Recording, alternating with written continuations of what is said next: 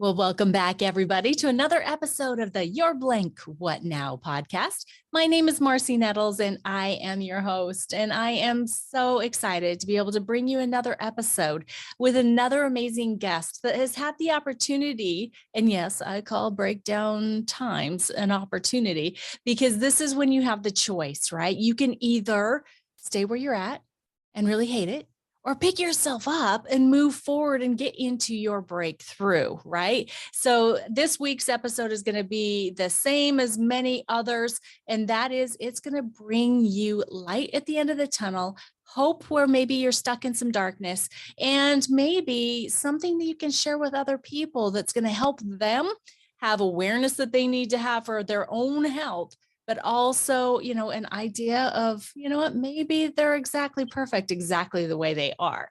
So today I am excited to be able to have Heidi Brown with me as my guest. She is a breast implant illness survivor and advocate. She works full-time with orthotic and prosthetics care and full-time spreading breast implant illness awareness to other women, men, doctors, and lawmakers in hopes of helping other women avoid the journey she has experienced. So Heidi, thank you so much for being here with me today. I am so excited to have you on. And your episode title is going to be You're Planning Your Own Funeral. What now? Welcome, Heidi. Thank you. Thank you so much for having me on. And it's such a blessing to be on here to be able to help spread some more awareness about breast implant illness. Yeah. And that is what I was doing 3 years ago, was planning my own funeral. So my daughter didn't have to do it. Wow. And that's what every mother would want to do, right? Is to be able to take that load off of their children. But 3 years ago, how old were you in 3 years ago? I was 45 and was absolutely for sure thinking, you know what, I'm going to be dead before I'm 50. So wow. I've been to 7 specialists and 40 symptoms and 9 medications. And I just was getting sicker by the day with no answers. Wow. So that was 3 years ago. Let's go back a couple decades ago, and let's talk a little bit about who Heidi was a couple decades ago, before you decided to get your breast implants. And why did you decide to get breast implants? For years as a young girl, I really struggled with anorexia. So I had a very distorted body image growing up. And so after I had my daughter, I went from an A to a D and then back to this kind of saggy A feeling. And I always felt like my stomach kind of stuck out a little bit further than my breast did. And so my first time getting them in 2000, I really just wanted to balance out my body. And I thought, well, if I just get my breasts a little bit bigger, it'll, go over that tummy little thing that we have after a baby. Right. And then I'll feel balanced. And so I went ahead and went to a consult and was told, they're safe, and go ahead and get them put in and we can do the safe saline. Now they're safe now. So I believed the doctors and just went for it. And I did come out of that surgery. And during that time, let me back up a little bit. My best friend and I had always talked about it as young girls. Danae, her and I had always joked back and forth. Oh, I'll never do it without you. I'll never do it without you. So at this time, I was able to, I thought at the time was doing this wonderful thing, call my best friend and say, hey, listen, I have your Christmas present ready. Okay, are you ready? I'm paying for your set of boobs. Let's do this together. So we did. We pre-op together. We had our operations the same day. Her husband, Jay, took care of us for 2 weeks, 3 weeks, that time that we stayed home. And now I have like the worst guilt because I know, I was part of probably making her very sick. I know she struggles with joint issues and other inflammation. I can see it. That's so interesting that your story is that way, because my audience knows, the What Now Tribe has heard, I've had explant myself and I had implants. And my reasoning in getting them was, first of all, being a mom and having breastfed my kids. I then had rocks and socks, right? Not very appealing. Right. Yeah. And then I was suddenly single. And so being back out in the dating field and thinking, oh, who's going to even be attracted to me? But do you know that my girlfriends and we actually did a 3-for-1 deal with a new surgeon. So we all did it together too. Yes. Yes. Oh, And we've so all you had know. issues. I do. And so and yet my girlfriend is very ill and she can't get an explant because she's so ill that her Oh, body can't God. handle it. And so I understand that guilt as well. So, that's not you can't carry that Right. load. You can't do that. You had no idea. I mean, we did it around the same time. Mine was in 1999, yours is 2000. And doctors were telling us, hey, we're not doing those silicone ones anymore. These saline Right. ones are perfectly safe. Yes. Yeah. So Yes. tell us, you got your implants and what was your, 19-year journey after that with them? What was your experience like? About 3 or 4 years into that first set of saline implants, I started having pain in my joints and in my tissue. And so I ended up going in and got diagnosed with fibromyalgia. And they wanted to start me on Lyrica at that time. And I kept saying to the doctor, I know that's not what this is. I know there's something else. I had no idea what it was, but I just didn't feel in my heart and soul that that's what that was. I just had a feeling it wasn't. And my grandmother at the time was an ICU nurse, and she had warned me not to get implants. I wish I could turn back time and listen to her, because she actually said to me, Heidi, you will end up with an autoimmune disorder if you get those. She had many nurses that she worked with that she saw this happening to. And I just was too stubborn to listen and had, my insecurities, and was like, nope, this is what I need to do. And so I did. And it was about 4 years in that I started having issues and started having migraines and started having cysts on my ovaries rupturing, sending me to the hospital, constant UTIs going on. Still didn't know that that had anything to do with those implants. You never put it all together at that time. You just, well, I'm in my 30s at this point, late 20s, early 30s. And I just start thinking, oh gosh, is this just part of me getting older? And, well, then I started having pain in my breast. And every step I took for the last year of that first set, I had pain in my feet and my heels so bad I walked on my tippy toes for that last year. Because every step I took, I could feel it in my breast and it just was painful. So, and at that time, I was in an abusive marriage and was like, I'm leaving this guy very soon. And I was still not quite having my self-esteem right. I was getting rocked there again. And part of me getting my second set was, well, first I needed those first ones replaced. They were hurting so bad. But my second set, I was going to go bigger and better. And I was going to show him. And so I did. And I went to the doctor and he said, well, your ones that are, have the contracture now just need to come out. You just need a new set and they'll be a lifetime. They'll be for a lifetime. You won't have to worry about this anymore. He didn't say you're going to be in the grave in 10 years, but get ready for that planning, nothing of that. It was, these are a lifetime device.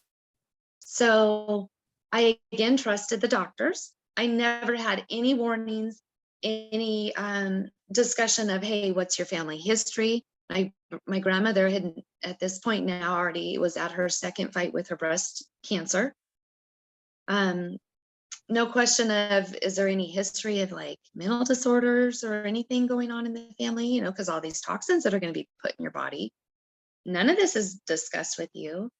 And so I went for it, and I went, to a nice, great, big 34 double D to almost triple D. Wow. And you're not a huge, you're like a small stature person. Yeah, I'm 100 pounds right now with clothes on So, oh and my God. 5'3". so tiny with these humongous, massive, just crazy looking rocks on my chest. They entered the And I room didn't before know, you did. They always right, entered the room before you. always, and I was always very self-conscious. I never had it. I was always in like a turtleneck. You never saw cleavage. I was very self-conscious, but inside I felt like, oh, it kind of made me womanly feeling because I had curves, because I am tiny and just bony. You see, I don't have, any curves to me. And I thought, well, this will do it. Well, it did. Then I started putting on inflammation and gaining weight. And I went up to 130 pounds on my little frame. And I remember coming home for a visit, and my uncle, I walked in the room and he goes, "Oh my goodness, Heidi, your butt is huge." And I thought, oh my gosh, now this too? And so then I started to have a little insecurity. And that's when I noticed too, oh my gosh, I do have a little bit of inflammation, even like my thighs, my face. I look back at pictures now, a month into that second set in 2013, I was holding my nephew who was a month old, and my face was already had a huge amount of inflammation.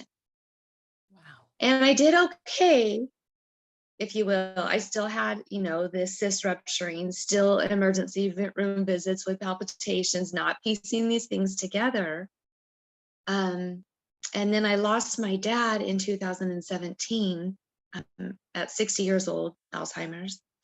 And I feel like the stress of that and everything I was going through at that time really might have set off my whole downward spiral of all my symptoms starting.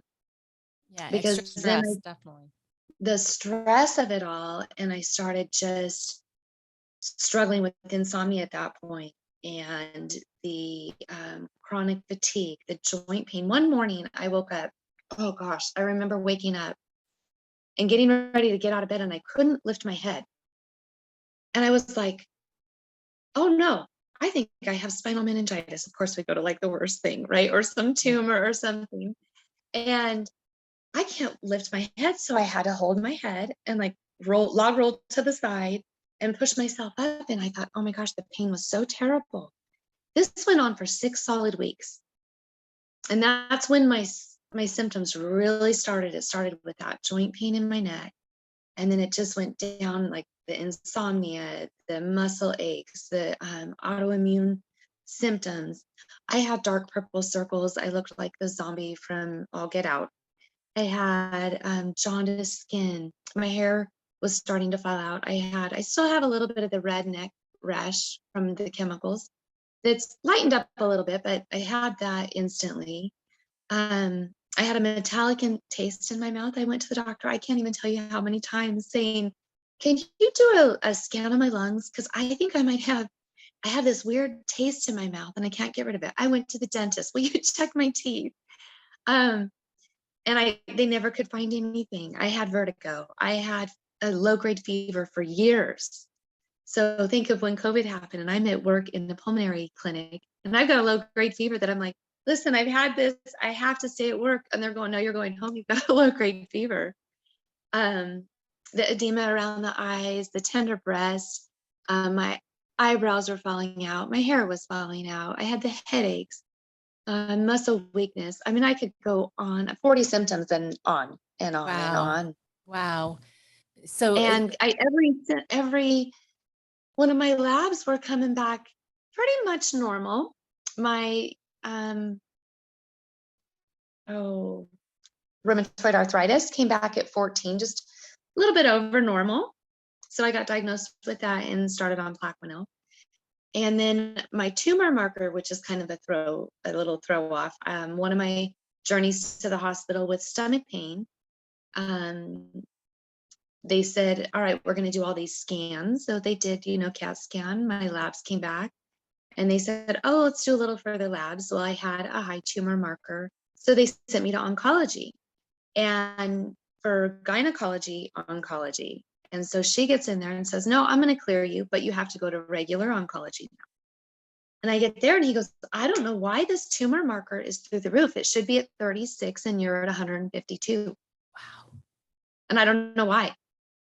So they just followed me. Every month I went in for labs and just another bill and another, nothing, no answer.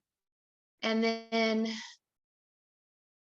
it was finally at that point after my seventh specialist with no answers. And there was some days I could not lift a coffee mug.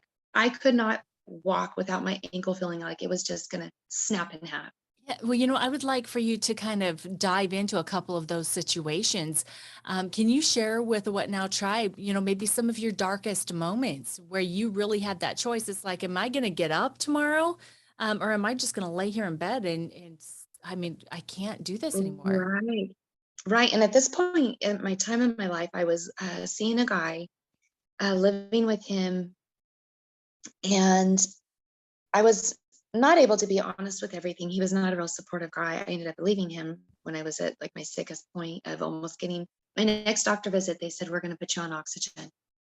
And I said to the doctor at that point, why don't you just put me in a home? I can't even shampoo my hair some days, doc. Just, I'm not even 50. Like, this is nuts. And you guys can't figure it out. Just, I'm done. I'm done trying to fight it. I'm going to accept that I'm going to be dead. I'm going to get right with God. And I'm just going to just live my last couple of years. I'm just going to do this. And he said, not yet, Heidi, just let's go a little bit longer. Let's run a few more tests. Let's run for Lyme's disease. Let's run for, and I mean, I'm talking every test. And at this point, I'm like giving up. It's like, and I've never been one to be like, okay, I've had it. I've just given up. Like, I've had several people in my life commit suicide. I had 4 of the men that I dated along the years of my life commit suicide. And so that was never an option for me. But at this point, it's like, hey, I'm not really committing suicide, but I'm giving in. Like, I'm ready for you to just medicate me, make me comfortable. And I'll just, at that point, I had, disappeared a little bit from my family and friends and just kind of gone in my own little cocoon because I wanted it to be easier for everybody. I was very close to my family, very, very close, tight knit family. And I just started pulling back and just trying to do it on my own. I never let anyone take pictures without sunglasses on. My family never saw me with my dark zombie eyes. I put that smile on, had those white teeth. You can fake it. They don't see your eyes, right? Right. Yeah. So I did a lot of it alone, and it was really, really hard. But I thought, well, it's going to be easier than putting them through this. Or we had just, a few years back before that, lost my grandma to breast cancer. And I just was like, I'm just going to not say anything. And then just one day I'll be poof, gone. And in the meantime, I'd been to my ocean trip with my cousin thinking it was my last time, and started, at that point, I was going to go back to doing hair and being on the road with the hair shows teaching. And I got there and was like, I was down there for the training, and I was sitting on the beach with my cousin. I flew her in for the weekend, and I said, I don't want to do this. I want to spend the last few years painting and doing something I love and bringing other people some joy through the painting. So I was self-taught during my dad being sick, and I picked up painting, and just when I lost my grandma, I didn't know what else to do. And so I was tired of crying, and I picked up painting, and I just painted through the paint. And that's what I did the whole way through. And I thought, well, those last few years that I'm going to be living, I'll teach people to paint, I'll live a little, and just work myself through some therapy. And at that time, I can spread and talk about suicide, and I can talk about the breast implants, and everyone can kind of hear it on the way out. And then I'm over at a friend's house, and here this God moment happens. Oh my gosh, I absolutely love your story because first of all, you got so low that you wanted to live your life for other people so that they would have memories with you and so that you could still kind of continue living, but then you found some joy in this pain with your painting, which will live on forever, right? Your paintings will. But then you just mentioned a God Right. moment. Can you please share how you learned about what was going on with you? Yes. So I was at one of my best friend's houses, and I don't watch TV, and we were getting ready to get into the pool. It was, I think, let's see, the beginning of April. So it was about 100 out at that point. It was warm. And she had the news on. And I go to step in the pool and I hear this voice on the news. And it's like 5 o'clock news time on a Friday. And I hear this voice say to me, "Do you have breast implants?" And I stop as I go to take my first step in the pool. And then I hear another little voice say, "Do you have an autoimmune disorder?" And I'm like, wait a minute. So I turn around, Chris Pickles' news story is on. I sit down. I say to my girlfriend, I said, "I have to sit down and watch this." And I sit down and I'm watching this story, and she's doing a news special on breast implant illness and what it does to the body. And I've never heard of this before. And this is 2019, before everything, started really coming out with all the awareness and, everybody going to FDA. And oh my gosh, I'm sitting here watching this and I just start like tears are just flowing. I can't even stop these tears. I don't know what is happening, but I'm like, okay, first of all, I don't watch TV. I know this is God saying, "Sit down, little one. You have work to do. Hear this story." So I'm sitting there and I just have this realization, oh my God, I'm not going to die. I'm not going to die. And I start yelling this to my girlfriend. I'm like, "I'm not going to die. I'm not dying. These things are making me sick. I am toxic. I'm toxic from these. This is why I'm yellow. I am not detoxifying." Oh my God. Okay, I have to call the doctor. Well, of course they're closed, but I don't care because I'm blowing them up anyways. I am leaving you 4 messages today. So I call their office. Now, mind you, back up a little bit. They were used to me calling every single week. I called their office at one point 2 times a week. And I would say, "Amy, it's Heidi Brown again. I am not that crazy girl calling in. I hate even calling you, but today I got out of the shower and a big chunk of my toenail just chunked off halfway down my toe. I have a rash on the inside of my thighs now. I have like blisters happening on my chest that I don't know what's going on." And it was like every single week. And I just hated calling because that they talk about everybody calling in. I've worked in the ER. I've worked in different offices. I've overheard it. I'm a medical assistant myself. And so I told her, I go, "I'm not the crazy one calling in." She goes, "Heidi, we don't think you're crazy. We know there's something wrong with you. We just can't figure it out what it is." So when I got this call coming in, I left her for that weekend and I call Monday. I give her till like 8:15. I know And they she's opened there. at 8, right? They opened at 8.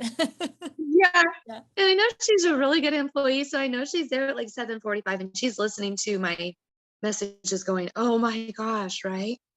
So I call her at like, I think it's like 8:18 probably. And she answers and she doesn't even say what clinic it is. She's like, "Heidi, oh my God, I just got the messages."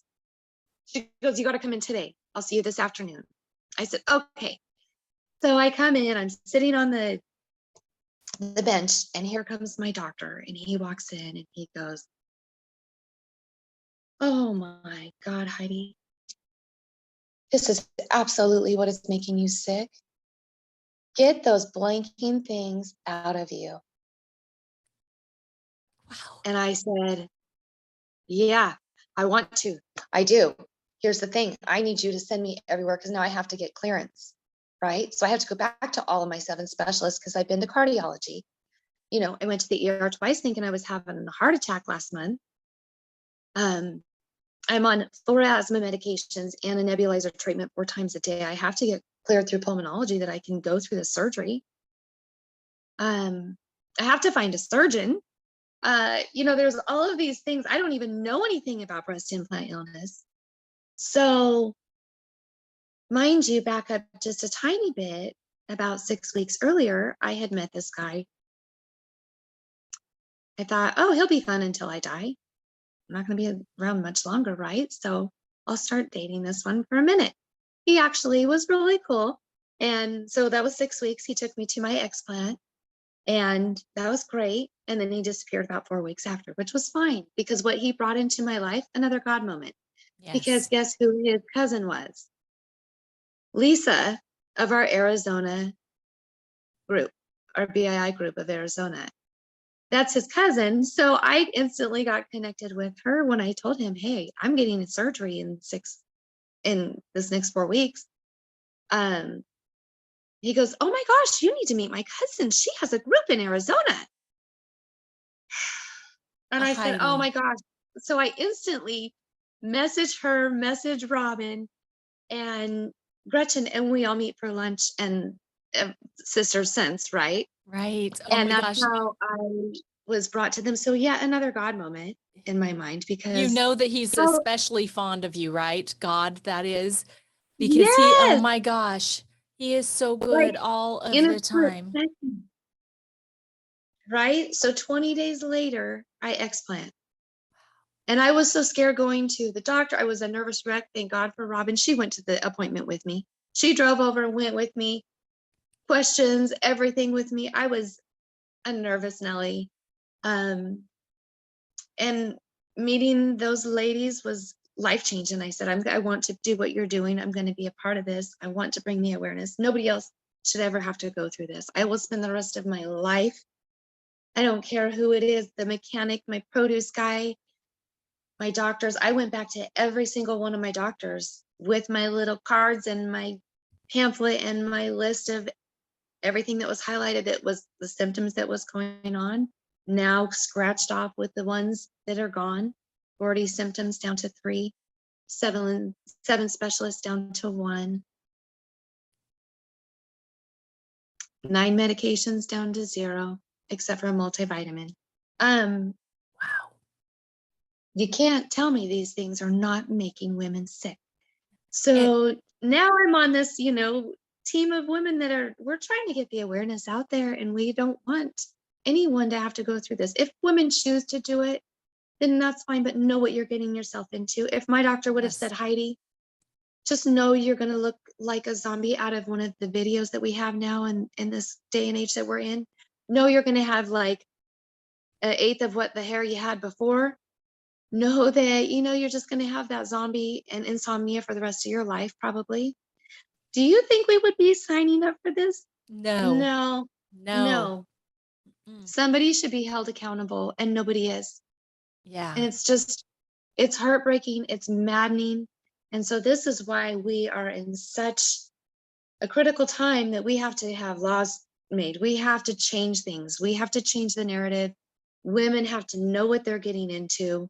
Thank God for the black box warning label. Thank God for Robin Touts in the world that is just cruising, leading the way. And all of us that are like, okay, let us help you get this out here and make these changes and be the voices. We have to be the voice. We have to advocate for our women and ourselves.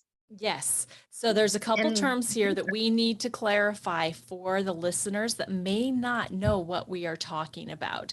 So first of all, you mentioned with your first set of implants, you got contracture. What happens when you get contracture? so this tightening happens around the implant and starts causing pain. And you'll see with women with silicone implants, this tightening can happen and actually rupture the implants very easily. And it causes such pain, and they become really hard. They don't move. So, I mean, it was like a rock on there.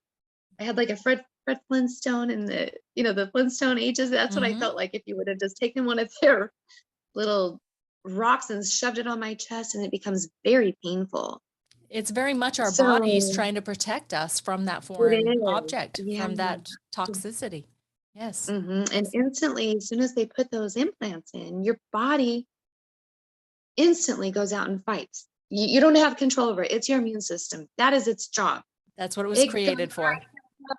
These 2 foreign objects coming in, so we're going in hot, and we're going to fight those things.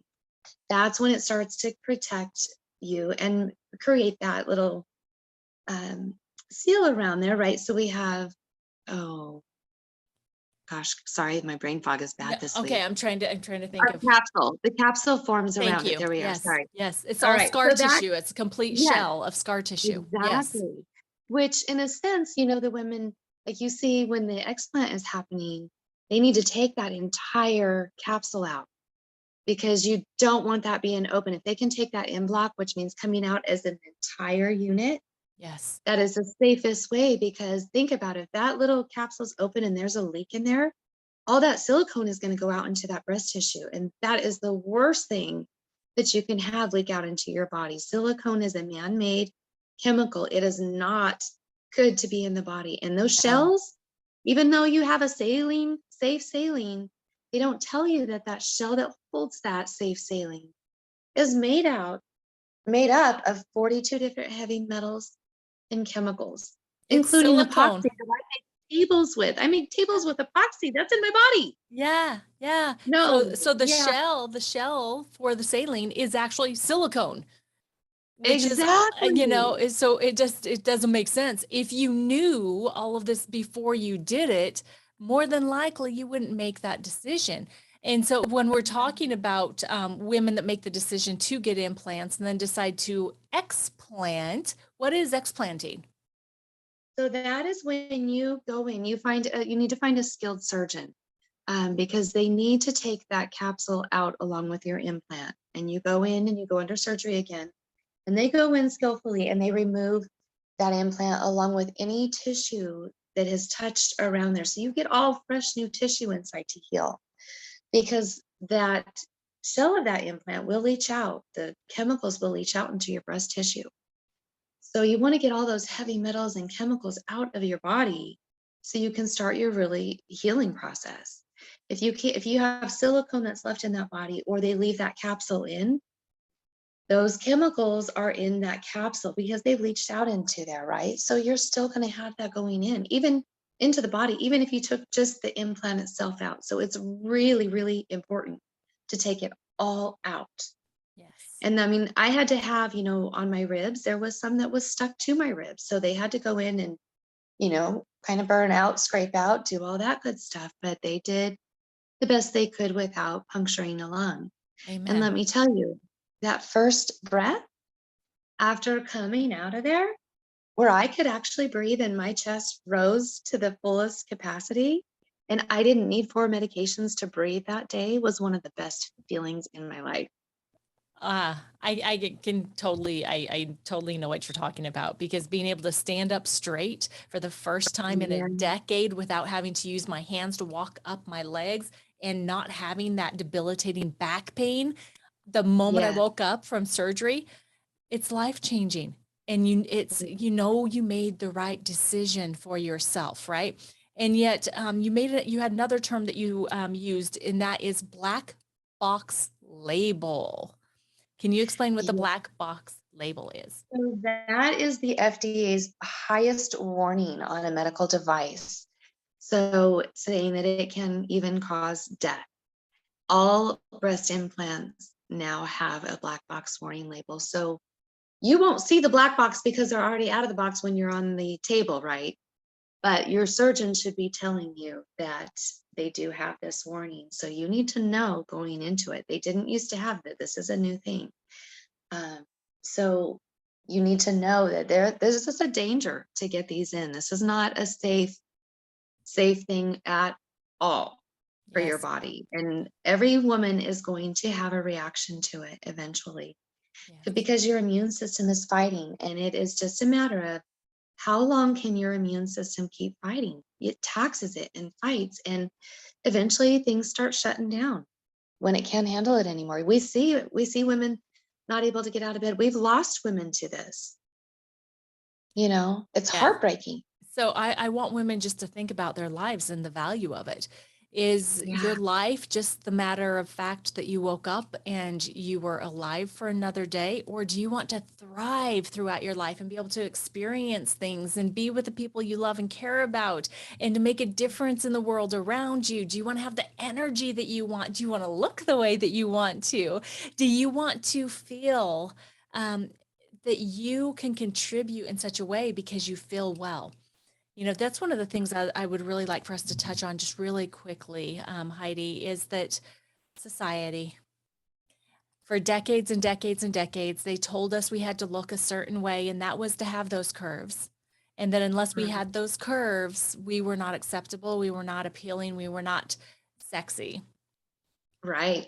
And I think it's done so much more damage. Pamela Anderson days, remember those? That's when I was growing up, and we all strived to have that look and that Yes. body, and it was all out there, and the Playboys and all of this. And it's so sad. I hate to see any woman go through breast implant illness, but I'm so grateful that some of the big stars that are speaking out about their breast implant illness, Yes. that are having them removed because of the platform that they have of millions of women, of followers and men, because it's not just the women that suffer with this.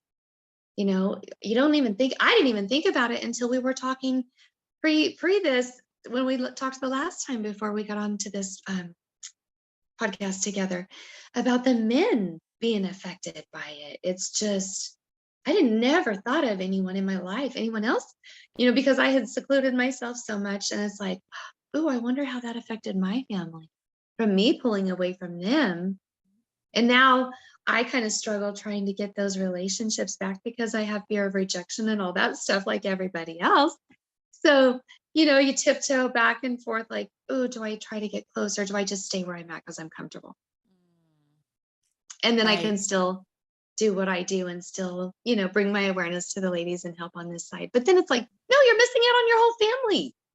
You have to have that as well. Yes, it's a big, big deal. I mean, it's like before I explanted, when we were first learning about breast implant illness, that was one of my greatest concerns was my husband still going to find me attractive? Was he still going to, look at me the same way that he did before? When I had these big, voluptuous sweat bombs because they were really uncomfortable. Right. They were really heavy. It was really horrible. Terrible. But when I talked to him and when I brought that to his attention, he's like, Marcy, I fell in love with you. You are the one that I love, and I want you to feel good. I want you to be happy. I want you to be energized. I want us to go and have fun. We can't do that right now. Our family members oftentimes become our caregivers instead of our partners in crime the way that they should be and having all of the fun, right? And so, yeah, family is really important. And, first of all, when you're so sick, would you tell me on a scale of 1 to 10 before you explanted, where were you at and how you felt? 1 being the worst and 10 being the best. I would say at probably a 2.5. And that was a constant? That was a constant. I had chronic fatigue. My joints hurt every day. One day I'd wake up and it would be my wrist. And I'd go to make my coffee and try to pick up my coffee. And I was like, I can't even lift a coffee cup, even with both hands. So then I would put the coffee down and then I would make it 2 days and it would move to my ankle. So then I couldn't even lift and walk to go to the restroom. And then I couldn't shampoo my hair. It was like debilitating. And then I wouldn't sleep all night. And because I would get up and I'd be peeing 13 times. Well, my body was trying to get the toxins out of my body. So of course I was up peeing all night, so I couldn't sleep. I couldn't eat. I was uncomfortable. I was just miserable. And I was getting weaker by the day, where just going to the doctor was like, oh God, I don't even know if I can walk from my car into that building and get up that flight of stairs, because I don't want to really take the elevator and get stuck in that during the COVID time, right? Because you're trying to avoid everybody. But it was just exhausting, like going for checkups. I just didn't do it afterwards. I flat out couldn't do it. The thought of doing it, I started just having panic attacks, having to go to the doctor. And it was like, they're not going to give me any answers anyways. I'm going to leave frustrated. So I'm just going to give up and not go anymore. This is going to be my last roll in. I'll get the oxygen he said he was going to put me on, and I'll just kind of fade out of here. No wonder you were planning your own funeral. Yeah, I was like, I was going to be cremated. I was picking the songs that I wanted. Just Breathe by Willie Nelson was going to be my song. And I was picking the pictures that I wanted put together. I wouldn't be able to do it because we know I can barely work an email. But, I was going to have that ready so my daughter could just throw them together real fast and be done with it. And, it makes me sad now because I really haven't processed a lot of it. a lot of it, because as soon as I woke up, I was in that recovery room. He looked at me and he says, "Oh my God, your skin is not yellow anymore. Your eyes are clear. I can't even believe my eyes." 15 pounds of inflammation dropped that first month. Yeah. I had sparkle in my eye. My eyes went from the dark, dark brown color back to my green sparkles were back in my eyes. The purple circles went away immediately. Now I will get them if I've gone too many nights without sleeping, because I do have some residual insomnia. And some brain fog that still likes to hang around and play. Well, And but then, we also know the detox does not happen overnight. It takes right, time. I mean, they say years. like 1 to 2 months for every year that you had the implants, and you had them for 19 Yeah, years. So yeah. you're And I was still within sick. that window. Yeah. And I was very, very sick. So I have, completely changed and gone, clean eating. I don't put anything chemical. I took out lotions. I do only coconut oil on my body. I mean, I researched my hair products. I didn't want anything with I didn't realize I was using still stuff with silicone in my shampoos. I didn't know, maybe that's why my hair is There's falling so out. much crap out there. There is so much crap out there for sure. So So yeah, now that you're 3 years post explant, same scale, 1 to 10, how are you feeling? I feel at about an 8.5, 9. That's awesome. Yeah. And even some days I'm rocking a 10, but the brain fog will get me every now and then. She'll be like, we'll just dampen it. But that's something that I think will just be there for a while. I had a lot of toxins in me. You could see it in my skin. You saw the pictures. Yeah. It's going to take, we didn't get sick overnight. It's going to take a minute to get out. And you have to just be patient with your body. Be patient through the process and learn to love your body through the hard time too. Even when I'm having my little brain fog moments, I love them and I welcome them. And I'm like, well, it is what it is. And we can joke about it and run with it, or I can get frustrated with it and be upset about it. And I don't have time for that. Oh, I would actually love for you to expound on that a little bit. Looking back at this journey that you have been on, how has the way that you look at yourself, what you think about femininity, oh my gosh, what it means to be feminine, Right. or looking at yourself in determining whether or not you're sexy, how has that changed? How have you come to appreciate yourself and your body through this process? It's crazy because when I had my implants, and I didn't care when I got them out, I did not care if I had breast left over. It did not matter. I did not mind if she took me flat. Looking back, I wish I would have went flat. But I just wanted them out. I would have let Ronald McDonald do my surgery at that point. I mean, I found out and 20 days later I was explanted. So when I was able to take off the bandages, I was a little nervous at first because I thought when I looked down, I didn't see anything. And I was like, whoa, this is different. And I used to have what I called my crumb catchers because they were huge. I mean, these things were massive on me. And the minute I took them off and I looked in the mirror, I just had this awe moment. And I was like, I love these itty bitty things. These are fantastic. This is amazing. I am never, ever, ever going to have to wear a bra again. They're so small. I don't need a bra. I don't even need a kid's bra. This is freaking great. I love it. So that to me was like one of the best moments because I don't know about you, but when I had those implants, I spent more money on Victoria's Secret bras and trying to fit me into something that I couldn't fit into because I was in between sizes and so tiny here, but so huge here. And so, oh my goodness, the thousands of dollars I spent on those bras. And now nothing. I'm not doing it ever again. Isn't it awesome? It's so So good. great. Seriously. I And love guess what? If you feel sexy, other people are going to see you as being sexy because it's going to be the way you carry yourself, the way that you act, the words that you use, and just how you move. Yeah, it is. And it's funny because I found myself that first year, I was like, God, I just want to be topless all the time.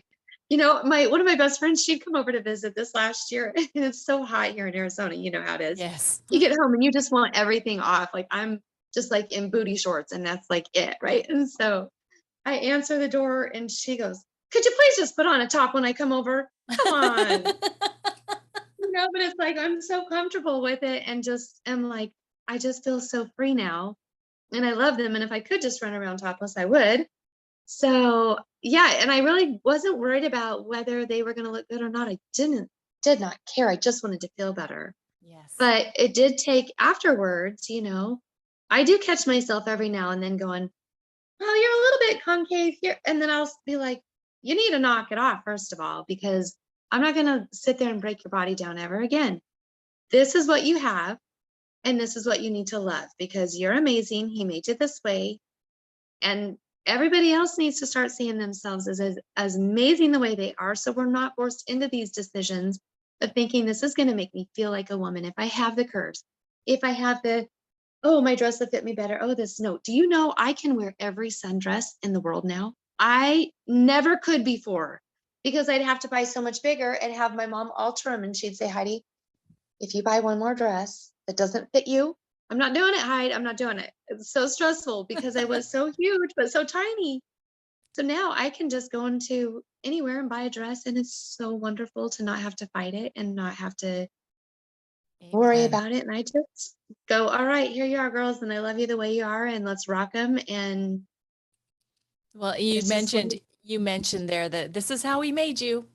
God created us in our splendor, in his image perfectly. And yet we make decisions to alter ourselves and then we pay for it. I mean, we both paid for it with getting implants, right? We both got really, really sick and then we had to figure it out after years and years and years. And finally being able to come to this point that it's like, okay, we took out what we had decided needed to be there. And now we can go right. back and be who he decided we needed to be. And that's where we should have just stayed there. We always think we know better. Yeah, I know. And this will do it. And it's like, oh, girl, if you could just go back and tell your younger self. And so I that's would what I'm love to know hoping. that. I would love to know that, by the way. I would love to know you would go back and tell yourself, young Heidi, before you ever got implants. What would you say to yourself? Stop right where you're at of even thinking about it. Just stop where you're at. Learn to love your body. Work through the abuse that you went through as a child and all your situations that you went through as an adult because of healing that didn't happen.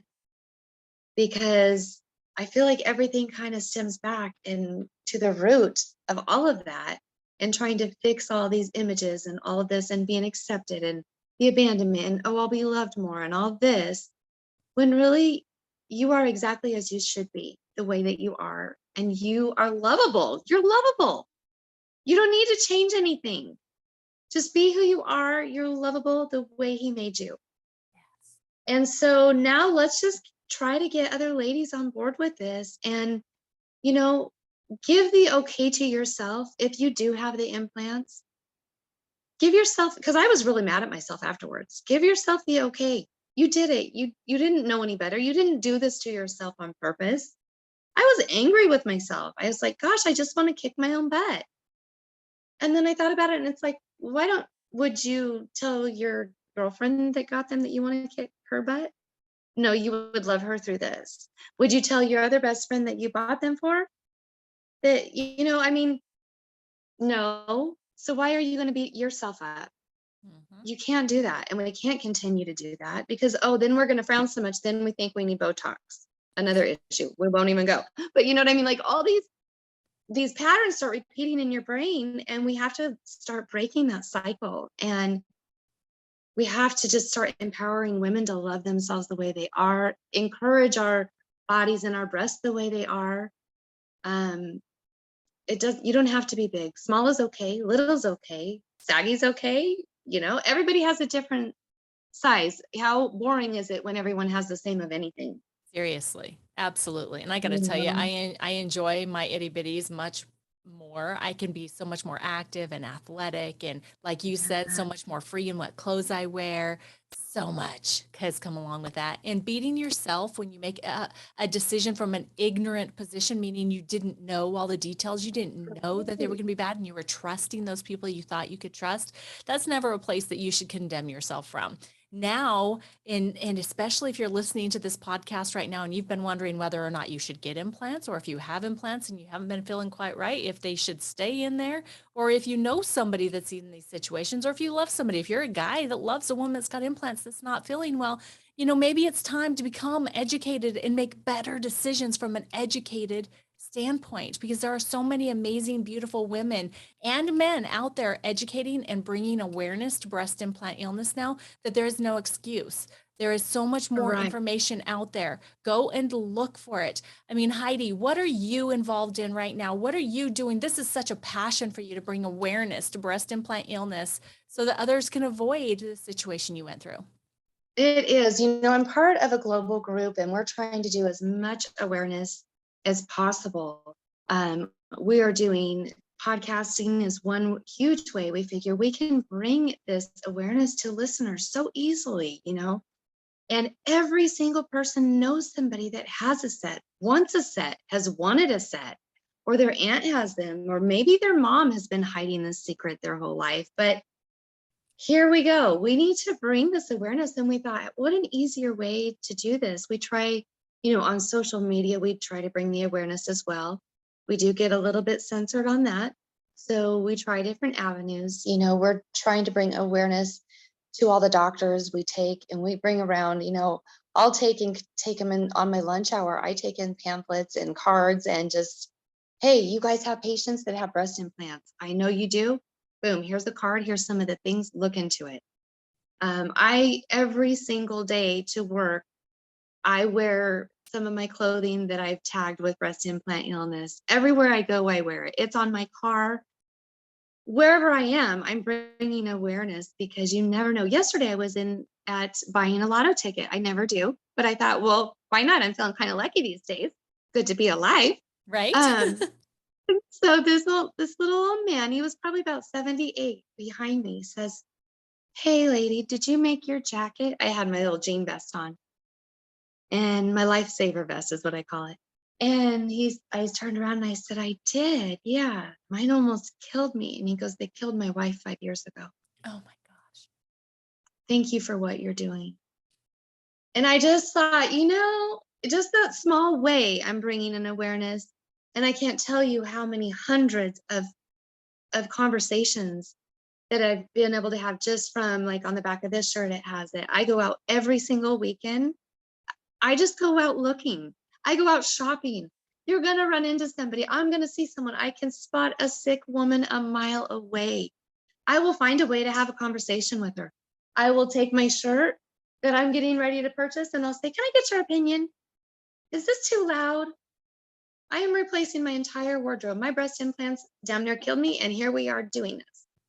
So, and then I have these eyes bulge out at me, and she says, "Tell me more. I have breast implants. I know you do. And I know you're sick. And I see it. Let me give you some places to go to start. Here's a good Arizona group that we have great support system for you. Here's my phone number. Here's girls that can help you if you have breast cancer. Here's Robin's number. Here's this." And I try to bring awareness. My poor guy at the grocery store, my produce man, I got him one day for 30 minutes. He goes, "Heidi, tell me about your shirt." We talked about it. He said, "Do you have any of your cards?" I said, "Of course. I have cards on me all the time." I will talk to anybody. My mechanic, he asked me when I took my car, and he goes, "What is your thing on the side of your car?"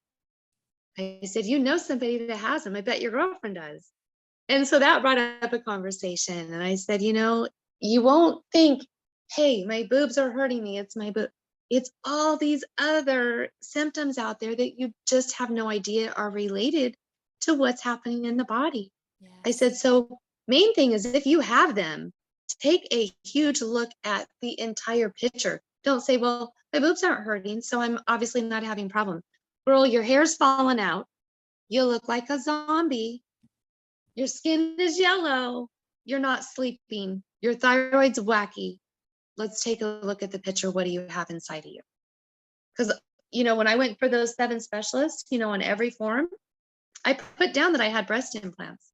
Not one of them asked me about it. Not one of them put my symptoms while I was there with heart palpitations together. Nobody put my rheumatoid factors in.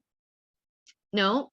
But do you know when I went back 6 weeks later to the oncologist, he could not believe, he came into the room and he said, "Oh, Heidi, I am so sorry. Like, I am so sorry that I had no idea." And I said, "I know it's crazy that you had just done an MRI the month before on my breast implants because they were painful. So I find it hard to know that, or I find it hard to believe that you didn't know because you ordered the test for it. But that's okay. I'll let it slide. So now what I want to do with you is educate you. So here is this, this, and this on it." And he sat there and he said, "I'm going to tell you something. My daughter came to me last night asking me to get breast implants." And I looked at him and I said, "Dr. Early, if you do that, you will be signing a death certificate for her very slowly." He goes, "I will never, ever, ever send another patient to get breast implants ever again." And that was my oncologist. Mm. "And I will not tell my daughter that I am for her getting these implants. Thank you for what you're doing. You need to educate other doctors." So Wow. that's what we try to do, is I'll bring it to anybody and everybody, man, woman. I go to the markets. I'm not looking for anything at the markets. I'm looking for someone to see my shirt and plant the seed. And if they want to talk to me, I am there and I will talk all day long with you. If not, maybe you'll go home and look it up and be like, "Oh my God, my sister has breast implants. What is that shirt about?" I'm getting ready. We're going to do some of the farmers markets this fall when it's not 115 out there. We're going to set up a booth and do some awareness at some of the markets. And yeah, we're going to try to get some billboards and things going. And there's a lot of things coming down the chute that we're trying to get into place. But every day I try to bring awareness to at least one patient or one person, or, at my office, I have on the back of my chair, my sweatshirt's backwards. So when a patient checks in with me, I stand up so they can see the back of my chair that says this. And when they check out, I stand up so they see it. And I can't tell you how many conversations and friendships that I built from them saying, "Oh, Heidi, tell me more about that. My daughter has them." And then, I'll email them or do anything I can do. If I save one woman from going through the nightmares of being bounced around from doctor to doctor to no answers and feeling like you're crazy and feeling like you're literally dying slowly with no answers, I will do this the rest of my life gladly. Just one to make a difference, just one person, even, You're just, amazing. it's enough. You are absolutely Thanks. amazing. Thank you. Seriously. I mean, just your passion, obviously, but this, I truly believe that sometimes we're given the opportunity to go through these breakdown opportunities, right? So that we can have the experience, so that we can have the knowledge and then the wisdom to be able to help someone else either avoid it or walk through it. And you are using this so beautifully. You have taken your pain and turned it into such a beautiful purpose. And I just know that you are impacting so many people. How can the What Now Tribe follow you? You're on social media. How can they find you?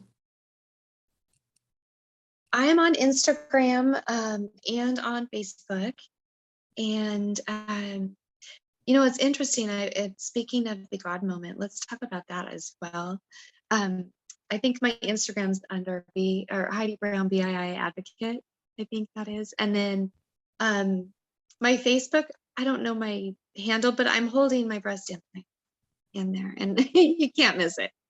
But I would absolutely love for anyone to follow me. I definitely post throughout the week when I'm out, doing my awareness and stuff. And I just feel so blessed with all these avenues to be able to bring awareness. Last year I had said to my friends at work, I said, this coming up year, one of the things that I really feel led to do is I want to start like speaking out and publicly speaking about this. I feel like I'm ready to tell my story to bigger platforms and, be able to help people around the world.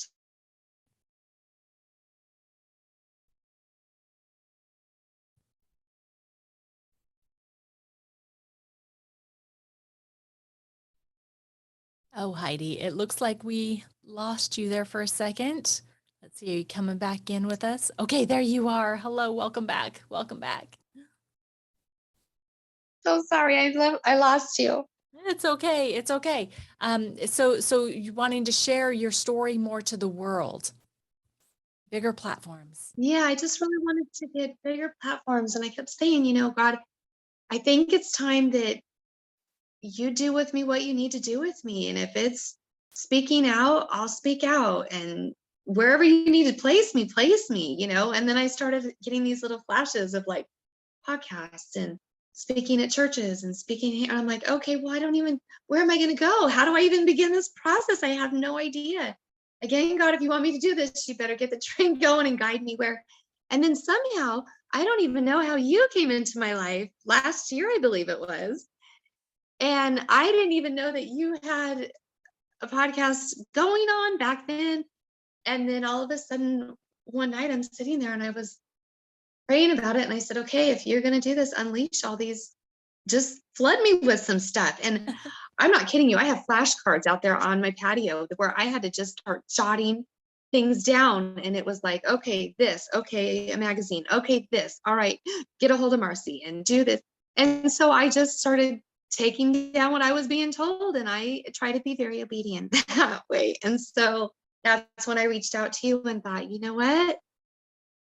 Okay, here we go. Let's do it. So Amen. I love the that's how way this all came together. his plan is always perfect, right? His plan's always perfect. And as long as we're listening, he'll always give us what we need in the moment. So, what a beautiful, beautiful testimony of listening and then following through, because you are on the path of the purpose that he has given you. And so, listening to him is the best thing to do.